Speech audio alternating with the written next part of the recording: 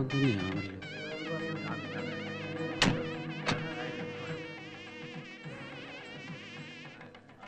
നീ ക്യാമറ ഒന്ന് പിടിച്ചേ, ഞാൻ പോരാം.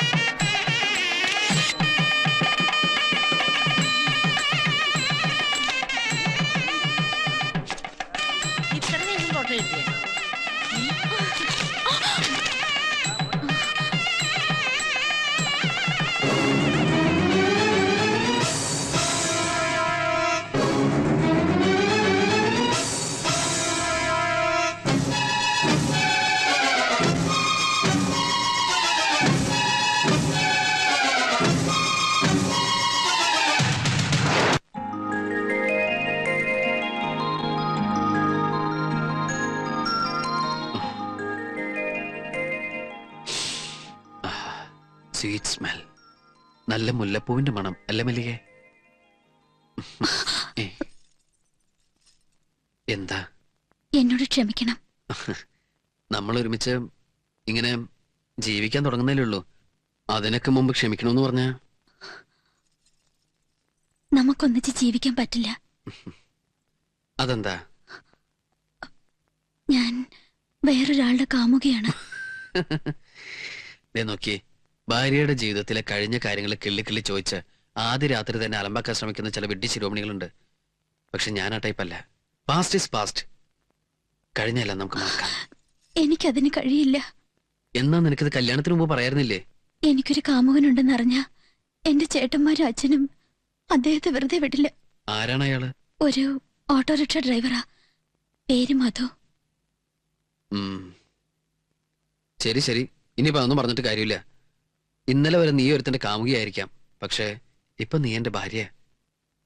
ഞാൻ ജീവിക്കുകയാണെങ്കിൽ അദ്ദേഹത്തിന്റെ കൂടെ ജീവിക്കും. എങ്കിൽ പിന്നെ നീ എന്തിനെ കല്യാണത്തിന് സമ്മതിച്ചേ? കല്യാണം കഴിഞ്ഞ് ചേട്ടന്റെ അടുത്ത് വിവരം പറഞ്ഞ ചേട്ടൻ ഞങ്ങളെ ഒരുമിച്ച് ജീവിക്കാൻ അനുവദിക്കുമെന്ന് കരുതി. നീ എന്തൊക്കെയാ പറയണേ?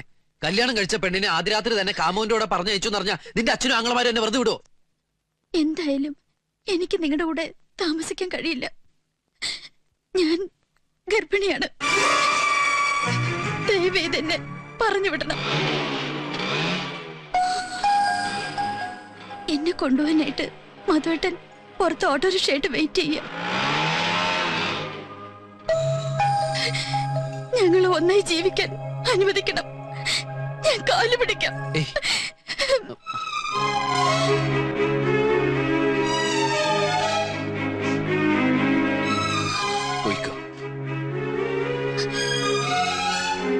ഈ ഉപകാരം ഞങ്ങൾ ജീവിതത്തിൽ ഒരിക്കലും മറക്കില്ല.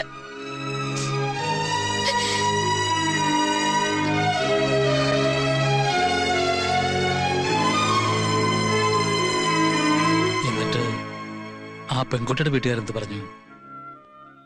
എന്റെ അമ്മാവന്റെ മോളായിരുന്നു ആ കുട്ടി. ചെറുപ്പത്തിൽ എനിക്ക് അച്ഛനമ്മമാര് നഷ്ടപ്പെട്ടതാ ഒരു അപകടത്തില്. പിന്നെ അമ്മാവൻ എന്നെ വളർത്തിയതും പഠിപ്പിച്ചതുമെല്ലാം. പക്ഷെ അവര് ഈ വിവരം അറിഞ്ഞപ്പോ ആകെ പ്രശ്നമായി. ഞാൻ നന്ദിയോട് കാണിച്ചു എന്ന് പറഞ്ഞ് എന്നെ ഒരുപാട് തല്ലി. അവസാനം എന്നെ വീട്ടിൽ നിന്ന് പുറത്താക്കി.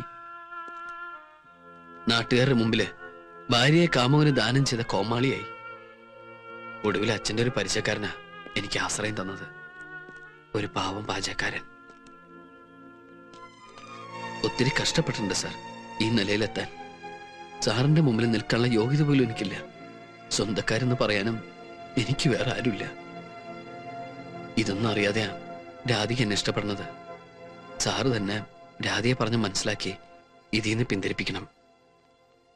ഇല്ല മോനെ, ഒരധ്യാപകനായിട്ട് റിട്ടയർ ചെയ്തയാളാ ഞാൻ. നുണ പറയാത്ത കുട്ടികളെ എനിക്ക് ജീവന് തുല്യ. നിനക്ക് വേണമെങ്കിൽ ഇത് മറച്ചു വെക്കായിരുന്നു. അതിന് തയ്യാറാകാത്ത നിന്റെയും മനസ്സുണ്ടല്ലോ, അത് മതി എനിക്ക്. ഒരു പുരുഷവിദ്വേഷിയെ പോലെ വളർന്ന എന്റെ മകൾക്ക് ഒരു ചെറുപ്പക്കാരനോട് ഇഷ്ടം തോന്നി എന്ന് പറയുന്നത് ഞങ്ങളുടെയും കൂടെ ഭാഗ്യ. അത് നിന്നെപ്പോലെ ഒരാളാവുമ്പോ ആ ഭാഗ്യം ഇരട്ടിയായി. എന്നാലും ഒരെന്നാലും ഇല്ല. കഴിഞ്ഞതൊക്കെ കഴിഞ്ഞു. നീ ഇത് തെറ്റുകാരനുമല്ല. പിന്നെ കല്യാണമൊക്കെ കഴിഞ്ഞ് ജീവിതത്തിന്റെ ഗൗരവം അവൾ മനസ്സിലാക്കുമ്പോ ഒരു തമാശ കഥ പോലെ നമുക്ക് തന്നെ ഇത് അവളോട് പറയാടോ. ഈ വിവരങ്ങളൊക്കെ ആ പെണ്ണിന്റെ അച്ഛനെ അറിയിച്ചിട്ടും അയാളത് ആ പെണ്ണിനോട് പറയാതിരുന്നു തെറ്റല്ലേ? പണ്ട് കഴിഞ്ഞ സംഗതിയല്ലേ, അത്ര പ്രശ്നമാക്കണ്ടെന്ന് അങ്ങനെ കരുതി കാണും. അങ്ങനെയൊന്നല്ല. നല്ല തങ്കം പോലത്തെ ചെക്കനെ 10 പൈസ സ്ത്രീധനം കൊടുക്കാതെ കിട്ടിയപ്പോ അങ്ങനെ മറന്നുപോയി കാണൂ. അത് തന്നെ. ആ ഇനിയിപ്പോ ഇതിലൊരു തീരുമാനം എടുക്കേണ്ടത് ആ പെണ്ണാണ്.